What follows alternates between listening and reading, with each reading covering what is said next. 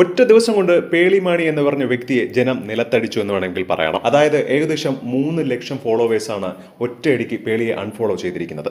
ജനത്തിന്റെ പവറാണ് ഇവിടെ കാണിച്ചു കൊടുക്കുന്നത്. പേളി സത്യം പറഞ്ഞാൽ രണ്ടു പക്ഷത്തും കാല് ചവിട്ടിയതാണ് ഏക പ്രശ്നമായത്.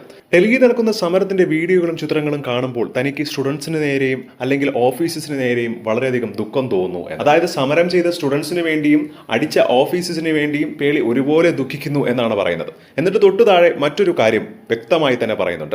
നിങ്ങളുടെ ജീവൻ അപകടമാണെങ്കിൽ മര്യാദയ്ക്ക് വീട്ടിലിരുന്നു കൂടി എന്തിനാണ് ഇവിടെ വന്നിരുന്ന് സമരം ചെയ്യുന്നത്, തിരിച്ച് വീട്ടിൽ പോവൂ എന്ന്. ഇതാണ് പലരെയും ചൊടിപ്പിച്ചത്. കാരണം ഇതിന് തൊട്ട് താഴെ വീണ്ടും പേളി പറയുന്നുണ്ട് സ്റ്റുഡൻസിന്റെ അവകാശമാണ് ഈ ഒരു പോരാട്ടം. ഇങ്ങനെ ഏതെങ്കിലും ഒരു കാര്യത്തിൽ നിലയുറപ്പിച്ച് നിൽക്കാതെ രണ്ടു വള്ളത്തിൽ കാല് ചവിട്ടി അപ്പുറത്തുള്ളവരെയും ഇപ്പുറത്തുള്ളവരെയും ഒരുപോലെ സന്തോഷിപ്പിക്കാൻ നോക്കുന്ന പേളിയെ ചോദ്യം ചെയ്തുകൊണ്ട് ഒരുപാട് പേർ മാന്യമായി ചോദ്യം ചെയ്തുകൊണ്ട് എത്തിയപ്പോൾ പേളി ഒരുപാട് പേരെ ബ്ലോക്ക് ചെയ്തു.